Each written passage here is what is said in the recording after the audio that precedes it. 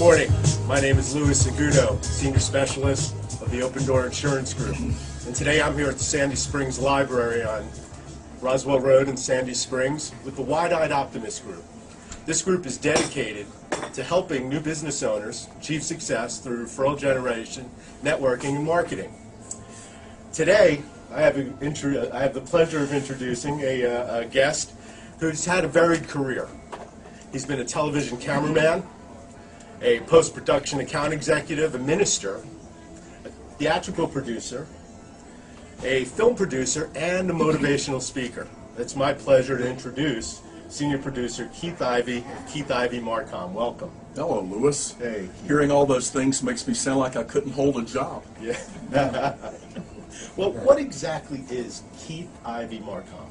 Well, it's a company I started to leverage the things I know how to do. I've been in marketing communications all of my life, although for a lot of my life I didn't know that's what I was doing. I was in sales or I was producing. But what I realized at some point was that everything I did had one common theme. I was a marketing communications specialist. Over the course of my life, I've learned how to use marketing communications tools and strategies and tactics to do something that I think is really, really important in business, and that's to retain clients. Because retention of clients is just so important to any business's bottom line. And I learned fairly early in my life in business that was critical to my business, because I wanted to deal with people over and over and over again, as opposed to dealing with someone and then finding someone else to deal with. And I've heard you speak about that before, that my 10 best clients are someone else's 10 best prospects. That's right, absolutely. Sometimes we forget that everybody that we're working with is on somebody else's call list. And even the term my client is inaccurate. They are not my client. They are their own client. They just happen to give me the pleasure and the privilege of working with them at the moment, but that can change in a heartbeat. And Keith, I've heard you talk about personal branding and how important it is. Why are you so passionate about branding? Lewis, it's because I have come to believe that at the end of the day, when we climb into bed at night and turn out the light, it doesn't matter how good our product was, it doesn't matter how good our service was, nothing matters except our brand. Because if our product is really, really great, but we have created an inferior brand, no one will know about the product because they're not going to deal with us. The world that we live in is filled with products that are maybe not the best best of breed, but because somebody went to the trouble to create an incredible brand for that product, people buy it because they know it, they respect it, they like it, and therefore they buy it. Do you have an example of a brand that you may be talking about?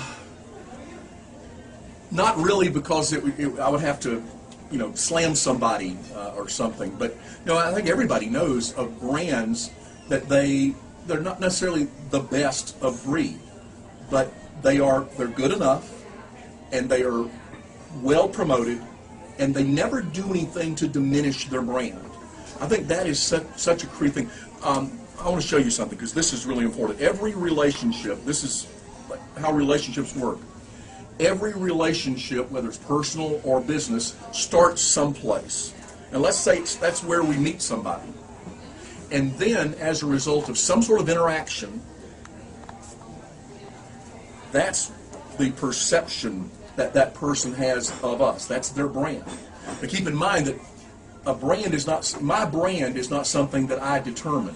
In your mind, you determine my brand. I can influence it, but I can't determine it. And if the room is filled with 1,000 people, at this very moment, 1,000 people have a different brand for me. So I can influence it, but I can't determine it. How do I determine it? Through interaction. So let's say that you and I meet here, and we have a conversation, and at the end of the conversation, that's where I am in relation to my brand in your mind. And then you call me, and I don't return your call for 3 days. And during that period of time, my brand is diminished in your mind, because you now wonder why I haven't called you, why I haven't returned the call, what's going on. So I finally call you. We have a great conversation. you learn that all is well. All of a sudden, my brand is back up. And then I don't fill out the forms that you tell me to fill out. I don't respond. I don't do what I've agreed to do. And now my brand has taken another dip. That is the way relationships work. Once I became aware of that, and once I became aware that everything matters, it's not just how great the product is, or not just how great the service is. Every single thing matters. If I own a building, how clean my windows are matter. How well the grass is cut matters. Everything matters. Now, I can't control everything, but everything matters. In fact, I can't control it doesn't mean it doesn't matter. And my goal is to have interactions that look like that, because everything I say and do moves the relationship forward. You know, I think a lot of what business owners do, we make mistakes. And you've made many mistakes, and we've talked about the mistakes I've made and the mistakes you've made. What do you think was the biggest mistake that you've ever made? What did you learn from it? Oh, there were a bunch of them. I've often said that I've made every single mistake that a business owner can make that doesn't land them in jail, and probably made a couple of those and didn't get caught. I think the biggest mistake, there were two. One, sort of a generic mistake. I was so involved in my business and so passionate about my business that I assumed it would last forever. I assumed that I was doing such a great job that that business would last forever and that there was nothing that could touch it. The second thing I did was that during really, really great boom days, I probably created more overhead than I needed. I wasn't diligent about managing overhead in great income days, because I assumed that those great income days would be there forever. And I learned very quickly, no, the fact that you made $1 million yesterday does not mean you will make $1 million tomorrow. So managing overhead and also managing my expectations of my business, I think if I had to do over again, those are the two things I'd do.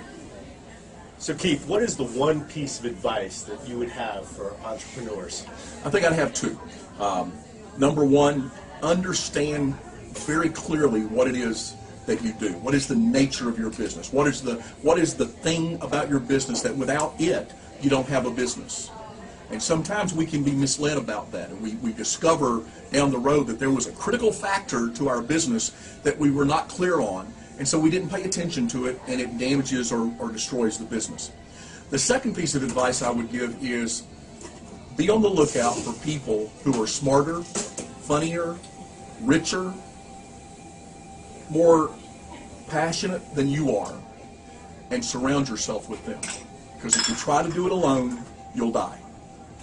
It's been great information, Keith. Thank you very much. Again, this has been Louis Aguido, Senior Specialist of the Open Door Insurance Group. Until we see each other next time.